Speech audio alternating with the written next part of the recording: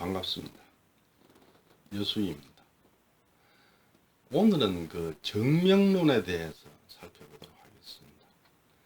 정명이란 것은 명분에 대해서 상응하도록 실질을 바르게 하는 것, 이것을 말합니다. 그러니까 뭐냐면 명분이라는 건 사람의 이름, 사람이라는 이름, 내지는 어느 지위에 대해서 실제로 그것이 그렇도록 바르게 한다, 이런 얘기입니다. 이를테면은 임금과 신하, 임금은 임금답고 신하는 신하답게 바르게, 이것을 아버지와 아들, 아버지는 아버지답고 아들은 아들답고, 남편과 아내, 남편은 남편답고 아내는 아내답고, 각각 자기 그 이름에 걸맞은 윤리라는 게 있고, 그 윤리적 관계를 통해서 질서가 이루어진다는 얘기죠. 그러니까 임금과 신하 사이에는 엄연한 질서가 있는데, 임금이 임금답지 못하고 신하가 신하답지 못하면 그 질서가 무너져 버리죠. 그렇기 때문에 각자 그 자기 이름에 걸맞은 행실을 해야 된다 하는 이런 얘기입니다. 제나라 경공이 묻기를 정치란 어떤 것입니까?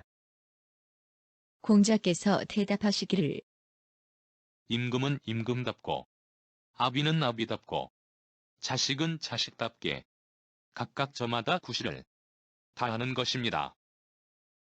제경공이 말하기를 옳은 말씀입니다. 진실로 임금이 임금답지 못하고 신하가 신하답지 못하며 아비가 아비답지 못하고 자식이 자식답지 못하다면 비록 풍년이 들어서 곡식이 많다고 하더라도 내가 어떻게 그것을 먹을 수 있겠습니까?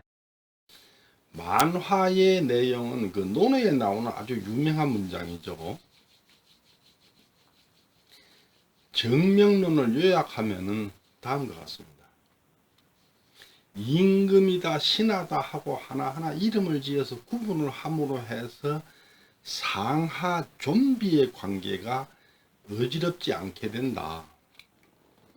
하늘이 존귀하고 땅이 비천하다는 진리는 바꿀 수가 없는 것이다. 오직 사람만 영장을 능력을 갖췄다고 말하는 까닭은 명분, 이 명분에 의한 그 질서, 상하 질서가 살아있기 때문이다. 우리가 3대를 문명하다고 보는 이유는 그때는 명분이 뚜렷하게 살아있었기 때문이다. 그런데 춘추시대로 내려오면서 그렇게 지켜져야 될 인륜의 도가 사라지고 문란해져 버렸다. 아까 제가 처음에 얘기를 했습니다만, 춘추시대는 그 대표적인 자료로 하극상, 신하가 왕을 죽이고 왕이 된다든지 뭐 이렇게 하는 하극상이 확인을 했는데, 그런 상태는 사실 인륜의 도가 무너졌다. 질서는 무너진 게 확실하죠. 그랬다, 이런 얘기입니다. 맹자가 말하기를 왕이 반복해서 간해줘도 들어주지 않으면 왕을 몰아내야 된다, 이렇게 말했다. 그러니까 왕이 임금이 임금답지 못하면 그 임금을 치워야 임금다운 사람을 왕으로 앉혀서 다시 그 질서를 잡을 수 있다, 이런 얘기죠. 언어가 순리를 따르면 정사가 바로워지고 예법과 음악이 흥성해진다. 명분을 위한 한마디 말이 없다면 짐승이나 오랑캐와 다를 바가 없다. 명분을 위한 한마디 말이 없다면 짐승이나 오랑캐와 다를 바가 없다. 대체로 이런 내용입니다. 그러면은 산당집 본문에서 중요 부분을 발췌해서 검토해 보기로 하겠습니다. 산당집에 수록되어 있는 정명론에 적혀 있기를 위나라 태자 과외는 남자의 아들인데도 어머니 남자를 해치려고 하였고, 위나라 사람 첩은 괴외의 아들인데도 왕이 되어서 아버지를 위나라로 돌아오지 못하게 막았으니 부자 간의 명분을 말할 수 있겠는가?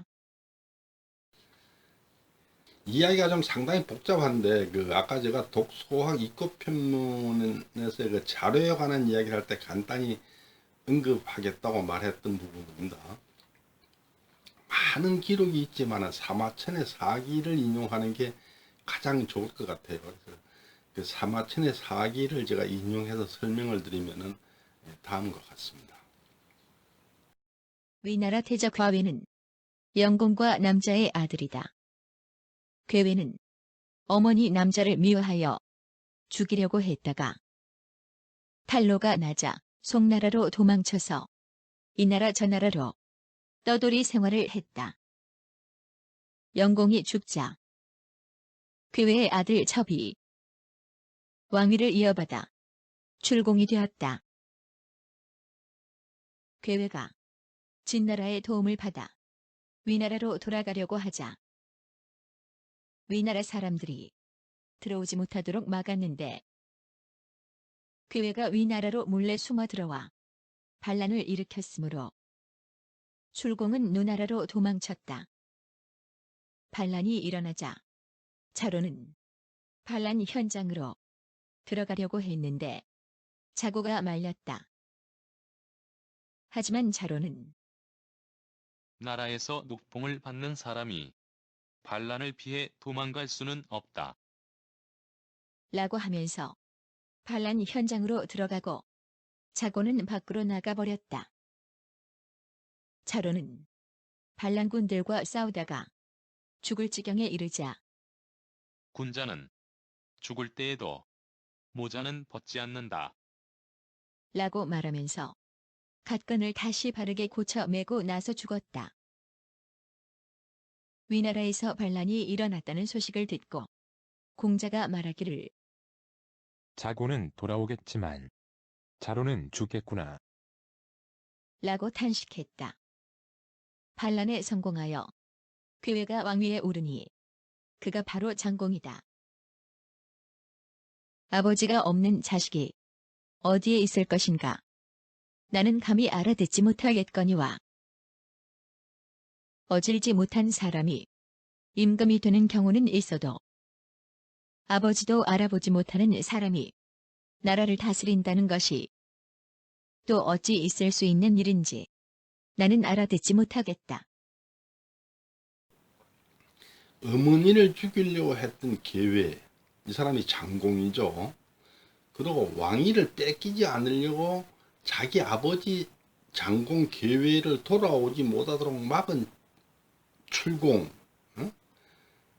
그리고 아들을 쫓아내고 왕위를 뺏은 장공, 이런 골육상쟁을 벌리는 것은 어머니다, 아버지다, 아들이다 하는 그 이름하고 실제가 엄청나게 어긋나 있는 거죠. 그러니까 아들이 어머니를 죽이려고 그러고 아들이 아버지를 나라에 못 들어오게 막 쫓아내 몰아내고 또 아버지가 들어와서 아들을 쫓아내고 자기가 왕이 되고 하는 이런 것들은 아버지다, 어머니다, 아들이다 하는 그 이름과 실제에서 어긋난 거다, 이런 얘기죠.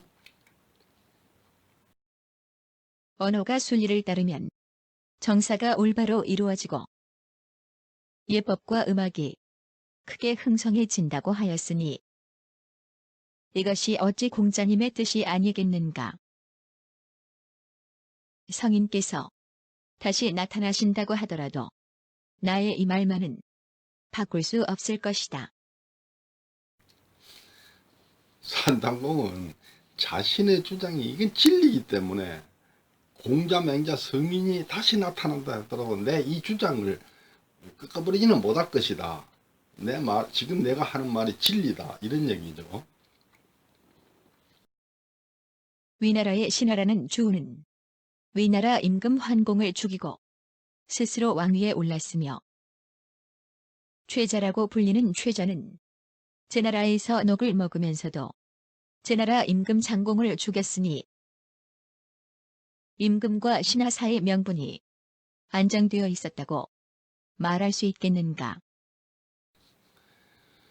최저는 춘추시대 제 나라의 권신입니다. 그 기원전 한 7세기 여무렵 사람인데 제 나라의 권신인데 자신이 세운 임금 장공, 이 장공을 그 선왕의 그 유언을 무시하고 장공을 왕으로 세웠어요. 최저가. 그랬는데 이 장공이 최저의 아내하고 사통을 했어요. 그러니까 최저가 장공을 죽여버렸어요. 죽이고 경공을 임금으로 세워가지고 말하자면 최저는 뭐 왕을 이리 받고 저리 받고 마음대로 하니까 왕을 가지고 노는 거죠. 그런 그 정권을 휘둘렀는데 그 자기 집안에 그 자식들 간에 불화가 생겨가지고 결국은 멸문지화를 당했어요. 근데 최저라는 사람이 그렇게 막 왕을 가지고 놀던 그 시대가 강제라 그러죠. 강태공의 후손이 이제 왕으로 있는 제 나라였으니까 강제라는데 그때인데 그때 그 최씨들은 제 나라에서는 완전히 뭐 왕하고 맞먹는 정도로 큰 힘을 가졌던 세력이에요. 제가 이제 뒤에 가서 그 제 나라의 역사를 설명할 일이 있어요. 그때 가서 좀 더 자세하게 설명하겠지만도 중국의 그 채씨들, 중국에 한 300여만 명 채씨가 사는 이 사람들이 그 중국 채씨들이 발상했다는 발상지 체읍고지를 그 성역화 해놓고 있어요.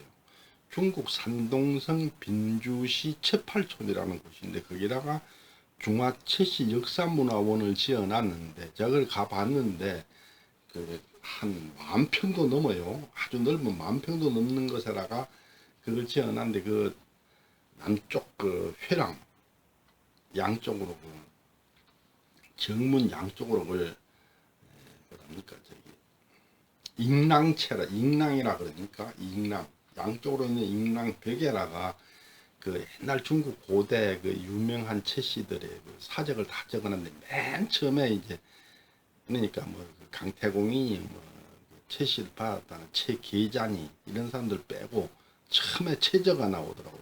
근데 제가 볼 때 최저를 그라 적은 이유는 뭐그 외에 더 앞 사람도 있는데 뭐 그것밖에 몰라 그리 적었는지 몰라서 최저를 사적이 그 적혀 있어요. 근데 고대 채씨 중국에서 채씨는 엄청나게 완성했어요.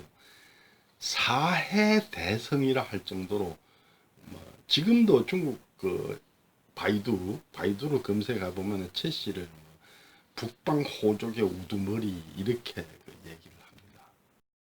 명분은 바르게 해야 하는 것이고 군자가 임금을 섬기는 방법이므로 명분에 합당하면 벼슬에 머물러 있고 합당하지 않다면 벼슬을 버리고 떠나야 하는 것이다. 종합 정리를 해보자면은 임금이 임금답고 신하가 신하답고 아버지가 아버지답고 아들이 아들다워야 한다. 임금이 임금답지 못하면 임금이라 할 수 없는 것이고 신하가 신하답지 못하면 신하라고 할 수 없는 것이고 아버지가 아버지답지 못하면 아버지라 할 수 없는 것이고 자식이 자식답지 못하면 자식이라 볼 수 없다. 이 얘기죠. 그러니까 아버지가 아버지답고 자식이 자식다워야 그 가정의 위계 질서가 제대로 선다. 임금이 임금답고 신하가 신하다워야 그 나라의 질서가 제대로 선다. 이런 얘기죠. 다음에는 성인 백세사론을 가지고 찾아뵙겠습니다. 경청해 주셔서 감사합니다.